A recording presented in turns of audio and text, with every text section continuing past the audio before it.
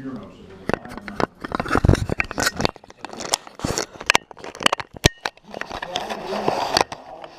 When we get up and do the line, make the ring structure from a straight chain, just to see how you can do with that. I'll help you with that if you need help. Okay. Then, when we make the ring, I want to show you something else. So here's our straight chain. When you look at this, the second carbon, the OH, is to your right. Okay? This OH, when it's pointing out at you, is to the right, so you have right, right. The next one is to your left, right, right, left. And then we have our DRL. So when we make our ring, this one, when I opened it up, determines it was going to be alpha or beta. I think it's going to have beta the way I just did it, but I can't tell that away. I swap the H. That's the most confusing thing. You kind of think this would be the oxygen form, the one that opened up, double bonded oxygen. You would think that would form the ether. It's actually the O from the OH that forms a new ether. All right, so, well, I think I said it would form beta, but it formed alpha, so we're wrong. But we ended up with the alpha. I think that's kind of random on how that opens up. This is still down because it was an L form. And the L, the sixth carbon, is down. But what did I say? Left, left, right? Left, left, right? Or right, right, left? Must have been right, right, left. It was right, right, left when we were looking at the next three OHs. Well, now it turns out that that second, not the new alpha beta carbon, the number one carbon, but the second carbon, the OH is down. The third, the OH is down, and the fourth, the OH is up. Carbons that were in the right position are down in our ring. We hold it a certain way, right? If you hold it differently, they won't be down. If you hold it a certain way, these are down, down, up. So the way that they were originally determines where they are in these rings. You can see why this is getting complicated. Good. And then next time we're going to be putting two of these rings together to make disaccharides. And that's kind of where we end, but.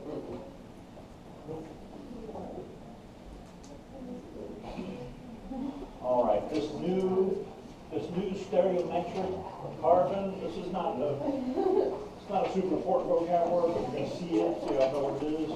They call this the anomeric carbon. Here it's not a stereoisomer or a chiral, and here it is. As far as I can tell, this word anomeric only applies to sugars. I'm not sure if that's true. All right, so I already mentioned this. We get our alpha beta. You see how we're trying to represent this in a two-dimensional paper. We're showing the OH down, down, up, down. Here's our sixth carbon jutting out. That's not a chiral carbon, so it doesn't really matter how we show it. It's got two H's and an OH on it. Okay, all these other missing branches of H's, you're going to see we're not even going to put that line in there. We're just going to go to the OH line, so shortcut. But when the OH is down, it's an alpha. When it's up, it's a beta. I don't know why I remember, but buck to me, some reason I always remember that. Buck, beta up. Beta's up. But remember that when you guys have a test, you're going to be allowed to use that red sheet. You can write all this stuff on there. You don't have to memorize that. Now, it turns out this is an equilibrium. However, there's very little. The straight chain, there's about 36 or 37% of the alpha form at any given moment, and there's 2/3 of it approximately ends up in the beta form. So one form's favored over the other in terms of the ring structures. Probably has something to do with hydrogen bonding or repulsion of these H's, perhaps.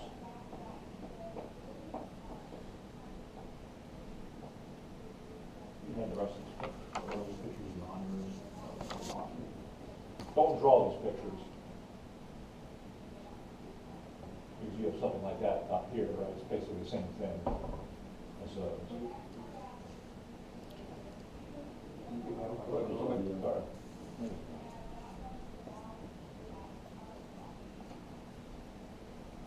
So in a solution, these things are opening and closing, they're changing constantly, but we have similar proportions all the time of the three.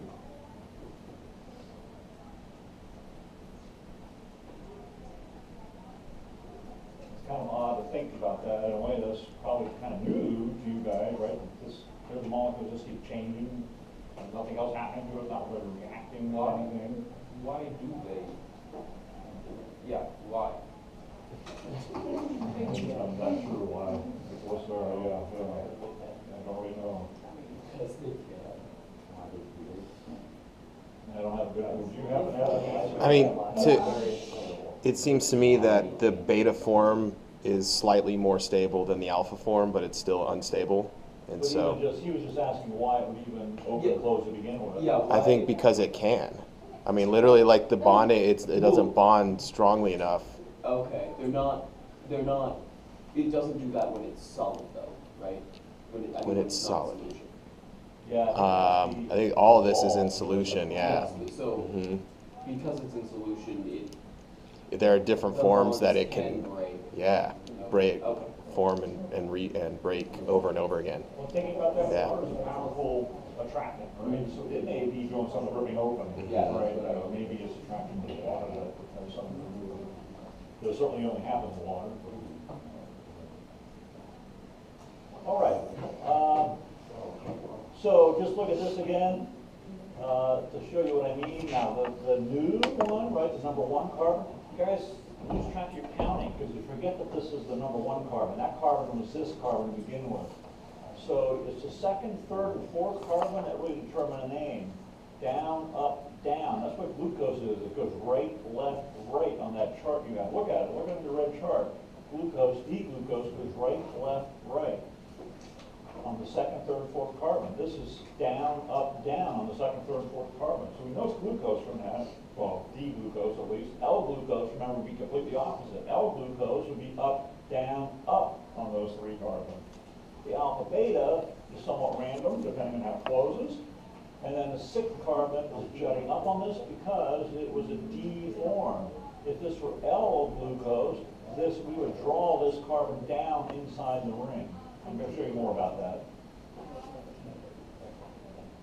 So this is kind of confusing here, maybe. But again, I want you to see where these carbons end up. Here's our first carbon, right? Carbon number 1 in our ring. I just want you to be able to match the carbons. Carbon 2, right, is this one. Because the OH was on the right, it's down. Carbon 3, because the OH was on the left, it's up in this representation. Remember, these are just representations of real things. Notice I'm not even drawing the OHs in here right anymore, okay? We don't really need that. On carbon 4, because this is showing it down, well, let me go the other way. Because this is to the right, it's going to end up down. We can work either way, right? I can give you the ring and then you draw this, or I can give you this and then you draw the ring. The 5th carbon is this one at the junction. And that, since it was a D form, our 6th carbon is sticking up and outside of our ring. Now, on the 6th carbon, we need to add this little flag on it, partly so we can tell it's not an OH. But there is an OH on this, right? This flag has an OH on it. It's this OH right there. So we want to represent that OH and not, don't just draw a line ending right there, okay? Put a little flag on it to show that the OH is on that 6th carbon. So we're just showing all of our OHs. Now, we can even eliminate that OH and use a squiggle line to show that we don't care whether it's alpha or beta, because that alpha beta keeps changing, right? Opens and closes and switches from one to the other. So we can use that, meaning it's neither, right, or both. We're not saying it's one or the other. So here's our Fisher projection, here's our Hayward. So that's what we're going to use for the way we draw our cyclic carbohydrates. All right, I want to go back here. We're going to look at a little PowerPoint. We'll go back to those again. Quick finish. So I'd like you guys to draw these in the spaces that are given to you.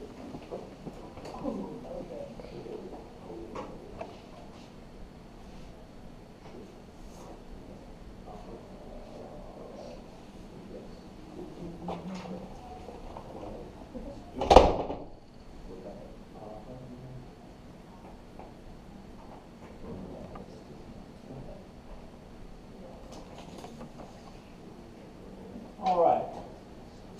So in this PowerPoint, I want you guys to draw this into the space down there. Draw this in the middle of your page, in the middle of the page, right down the center. So here's our D-glucose. This is here, yeah. This is D-glucose. Yeah, we've got right, left, right. That tells us it's glucose, if it's a D at least, and this tells us a D down here. When you start drawing your ring structures, right, here's what it's going to look like. They're heterocyclic. They don't have just carbon in, they have something other than carbon, so that's the hetero part. Cyclic being the ring. These are pyranose rings. 5 carbons, 1 oxygen. Pyranose. We're going to be drawing both the alpha and the beta. It's opening one way or closing one way to be the alpha, closing one way to be the beta.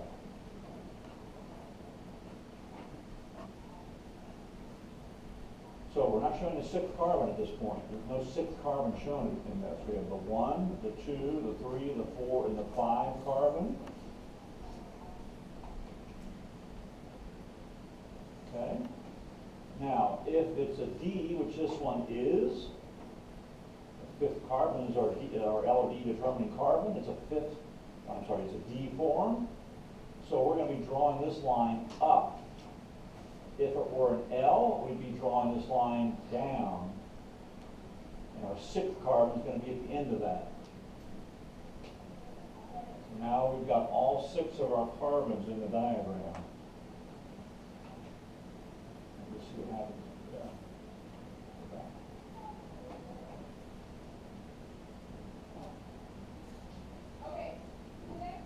You all right? See what we're doing? See what we're doing? Okay, so now, since we know 6 is a D, or the molecule is a D molecule, right, based on this, we're just going to show this way. And put that little flag in to show there's an OH attached to that. I think it comes up here later, but just in case it doesn't, if you're drawing an L,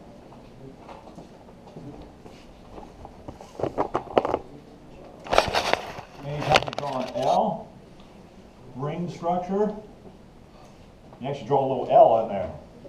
Okay, show your carbon down.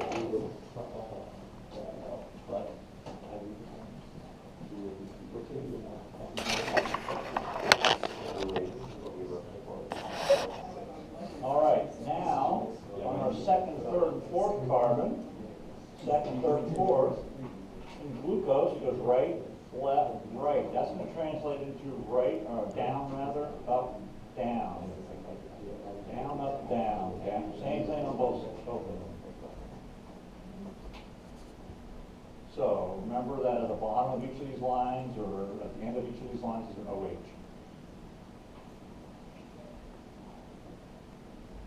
So numbering becomes important. And this is a common mistake to start your, where I see this a lot, where students say, oh, this goes down, but they start here. They go down, up, down. Right? This is our alpha beta OH. You want to keep those separate. Right? This is the 1st carbon, that's the 1st carbon. Here's the 2nd carbon. Starting there. It's these 3 that are the names on that red sheet. Talose, allose, glucose, glucose, galactose. So then we have 1 as arbitrary as to which one you go first, but I have the alpha drawn here first and the beta drawn. We're putting the word pyranose in the ring name. We're not putting the word pyranose in the straight chain.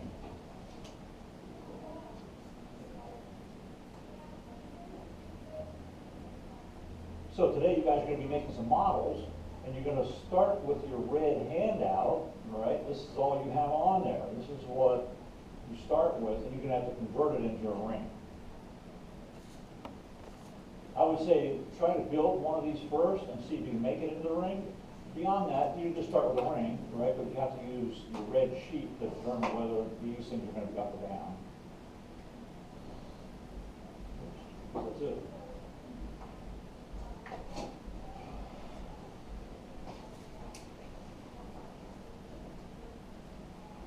All right. What try these. Try to do D-idos. Try to do your alpha beta form of D-idos. Can you stop for that? Right. So again, I've got that red sheet, right? Can't without that red handout. Memorized. You can memorize it, yeah.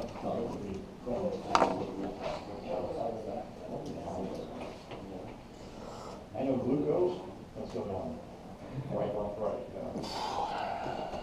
And I know talus and aloes are either one to the right or one to the left. I don't know which is which.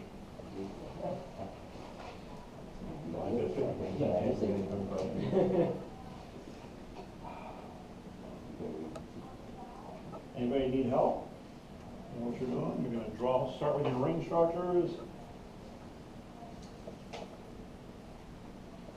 So, did you go on these? You're going to need that. And remember, well, if you weren't here last time, I recommend you draw beneath all the D forms, the L form. It just makes it so much easier to be able to look them up. So I would add in your L forms underneath there. The which are all opposite of what's above. The L is opposite from these. What was to the right is now to the left.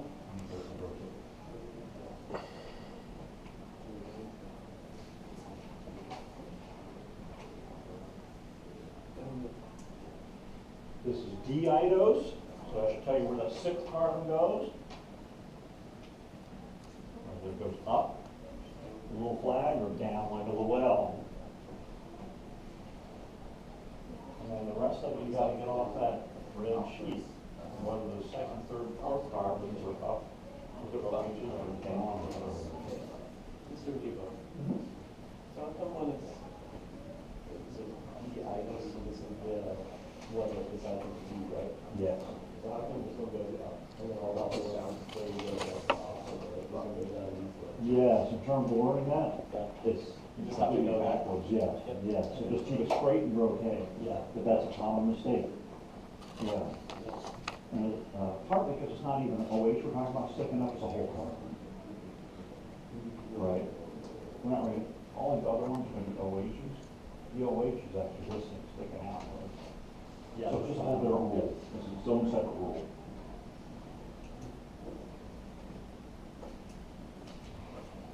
And now that you recognize that, you never make that mistake.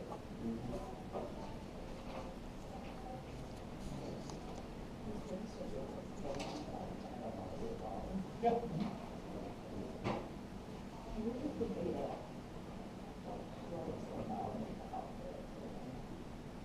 Yeah, you made it as well. Good, good. Pardon? Well, if you want to yes, you name it, yes. Well, I mean, I'm not checking it, but you need to know how to name them. One is there. Yes. Yes. So that's go back.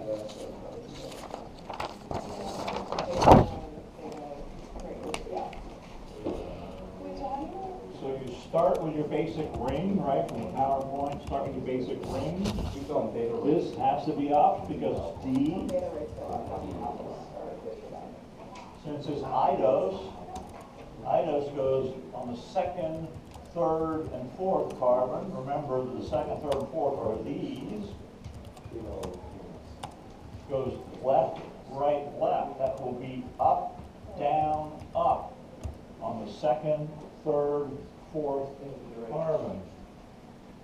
Now, whether you do beta first or alpha first doesn't matter, but this is the alpha, that one down, and this is the beta, put this one up. Oh. Wait, so. Okay, so that's kind of arbitrary, just add those in at the end. So like.